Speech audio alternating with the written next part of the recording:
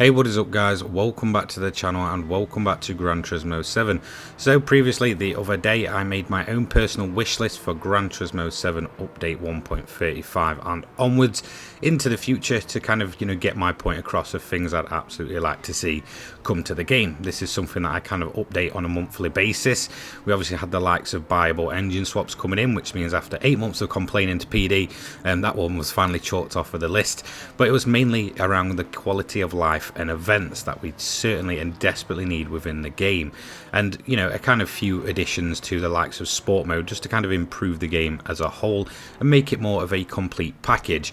Now I ask you guys to basically make your own suggestions and I will put the top rated ones in the video. Now if there is any that kind of sort of repeat what I actually said in that video, I'm not going to include them ones because then obviously I'm just repeating myself, as well as specific cars. Obviously that's a whole different ball game. I could come up with a list of over 100 cars I'd absolutely love and absolutely die for to be in Gran Turismo 7, but again that kind of comes down to licensing issues and all that kind of stuff, and it's not really somewhere I kind of want to tread in this video. So let's start off with point number one, and it's currently the top rated in terms of what people want from that video. It's from SciFudding278, and his suggestions is make the car tune on the race menu. So I think what he means by that is essentially have the race shop more open. Now this was never a thing until a few months after the game's release. Originally it was never around. Currently it only contains tires, ballast and power restrictions and such, but again I kind of understand what he's saying by the fact that if you essentially could get more out of the car, you have to completely back into the world map and then go ahead and completely redo the build before entering back in again. Certainly opening up the race shop to include more things, or the entire tuning shop, would be massively handy and saves just absolute time when you're kind of messing around in the menus and such. So yeah, fully agree with this one. He then also asks if you can change the car on the race menu. Again, another thing that bothers me, that if you go in with a specific car to the events, that you cannot change your car in the events. This is something that you can do for sort of custom lobbies, time trial and such, but it is not possible currently in the kind of PD implemented events. And this is certainly again something that really annoys me, the fact that I have to back all the way out to the menus, pick the car, jump back in, and then I may want to kind of change again, which I quite often get undecided with certain cars. So yeah, massively frustrating, and will be a massively handy quality of life improvement. And then he does say more tracks and endurance races with good payouts, which I kind of touched on. Next up we have Bala 800, who comes along with a great suggestion, again more towards the quality of life and just kind of little handy tools that we can have within the entire GT7 experience. The ability to actually view your car fully in the garage instead of changing to the interior view every 3 seconds.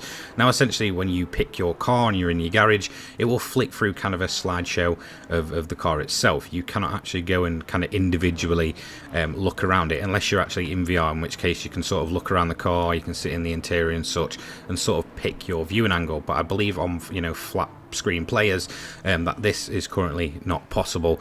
Again, this would be just very useful for kind of inspecting your car, especially if you put your own livery on it and there might be certain things that are just slightly out and you kind of want to fine tune without having to go in to the entire livery editor once again, or you just want to admire your car fully. Again, this is a great little point, so thank you for that one. Now a lot of people actually asked for this one. It's something that I've touched on before, and it's something that I personally really want to see in the game, so I'm not going to go and pick an individual comment because there was a lot saying this: a clean race bonus indicator. Now currently within Gran Turismo 7, some events are very easy to keep your clean race bonus. There's almost nothing that affects them. Let's take the likes of Le Mans and the Sardinia grinding event. Again, it's just kind of overtaking during yellow flags really that will cancel out that clean race bonus. However, at the likes of Tokyo and some of the other kind of non-grindy events especially, it's very, very easy to lose that clean race bonus, and there's no indication if you've actually lost it. Again, PD just implementing this quick quality of life change would be massive to the game. Even if it just says CRB maybe somewhere on the screen, at least there's an indication that you still have it. Or if you kind of I guess break that clean race bonus or lose it, a little pop-up on the screen somewhere just saying that you've lost it would be massively helpful, especially considering if you lose it early into a race and this race goes on for the likes of 20 minutes to a whole hour, if we're talking the likes of Spa and such. Just a little indication that we kind of know we've still got that 50% clean race bonus, especially considering considering it really does add up.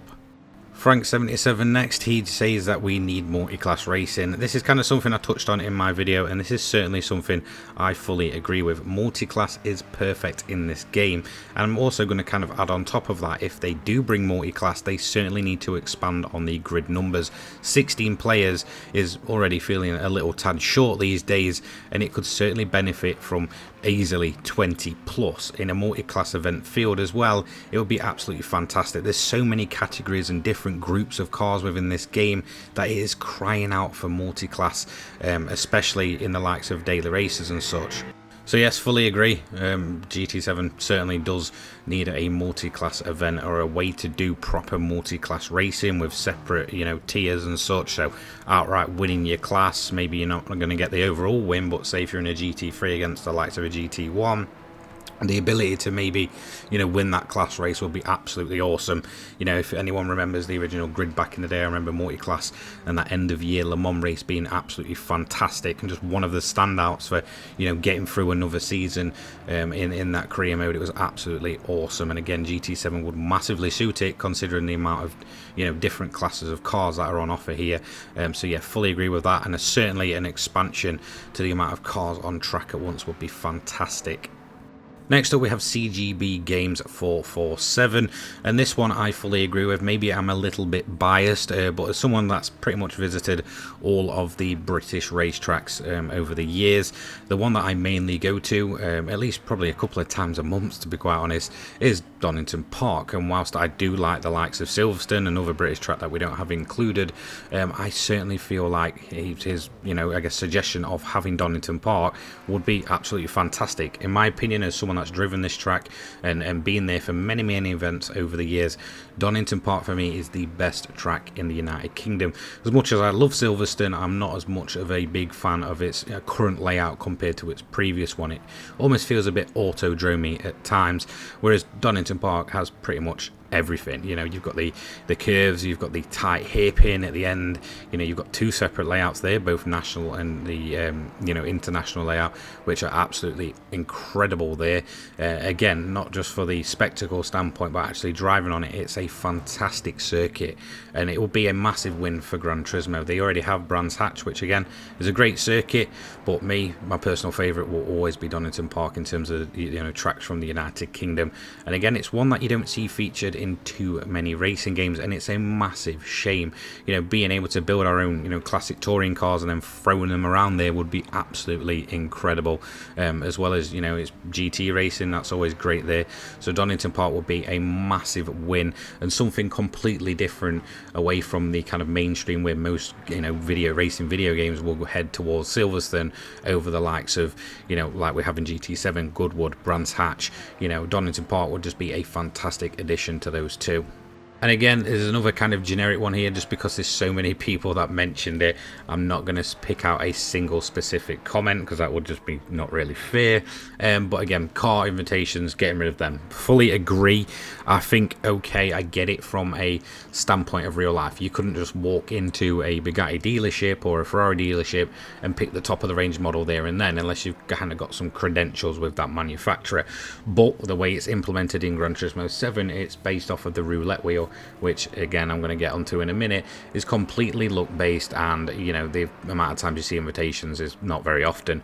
Now, they have been opened up previously when everything kind of went, you know, completely wrong in March of 2022. They did open them up for, I believe, for about 28 days, so it has proven that they can get rid of them if they do want to. They're just kind of not choosing to. Another way I'd say to make this work is let us build up that reputation with that manufacturer, maybe a certain amount of laps, a certain amount of races with them, will then, you know, build up enough rep, or at least give us an objective to go towards, to be able to actually, you know, get the invitation unlocked for, say, Aston Martin Vulcan and the Lamborghini Veneno and such, and then obviously be able to purchase them because we've shown our loyalty to that brand. We've bought enough of their cars, we've raced them enough times, so oh, here we go, you can get our special, you know, top of the range model. It would completely make sense in that way than just kind of getting rid of them entirely, and certainly get them off of the luck based system, because for me it just doesn't work. And then again, another generic one, get rid of the roulette system. Now, I don't think necessarily they should get rid of it. I certainly think they should make it more fair, or at least more rewarding. Most of the time it is set, or let's be honest, the entire time it is set. So as soon as you get a ticket and you open it, if you close the game and reopen that ticket, you will get the exact same prize once again. They are pretty much set in stone, and it does seem that players do get very much the similar prize on certain days. It was only the other day I was in a party chat, and both myself and a friend of mine opened a same star ticket and both got the exact same reward, and the other two people that was in the party again had the same ticket, opened it up and got the exact same reward. I think there was actually 3 of them that got the same camshaft for the exact same car. So they are very much set in stone, and it's ridiculous. There's no real roulette to it because it's sort of based and, you know, kind of solely, you know, that ticket is what it's going to be, you know. The people are getting the same tickets at the same day, you know, depending on what reward you get. It's really quite bizarre that it works that way. There's no real look to it or proper randomization like, you know, a lot of people actually think. It's very much set in stone. If you're going to get the same ticket as one of your friends on the same day, you can guarantee more than likely you will get the same prize out of it. You know, honestly, go ahead, ask your friends what ticket they got today. If you've got a similar ticket to them on the same day, or the same ticket should I say, you can guarantee you'll get the same prize. It's really, really bizarre. Certainly I would rather them kind of implement it like they did with GT Sport, where you got a free car a day. Even if it's a duplicate, we can still sell that for a little bit of extra money, which again at least makes it feel a lot more worthwhile, especially now, you know, the likes of engine swaps and special parts are actually buyable. You know, there's no point in them being on there. Getting rid of the roulette system, if they did that, the invitation system, if they did that, again, remove that off there. There's no need for it, and that would just leave essentially cash prizes that are really only, you know, worth anything off of that roulette wheel. It definitely needs a massive rework. So that's going to be it from me. I just want to give a big thank you to everybody that put their suggestions forward. I will see you all in the next one. I actually started a Patreon, by the way. If you do want to help support the channel between uploads, I would massively appreciate it. There may be a time soon where I kind of have to hold back my uploads and kind of upload less often, just, you know, some kind of life changes coming up. So if you do want to support me on Patreon, I will massively appreciate it. I will put it down in the description down below. Again, big thank you to everyone else. My Discord, Twitter and all that stuff will be down there. Yeah, I'll see you later on, guys. Take care. Peace.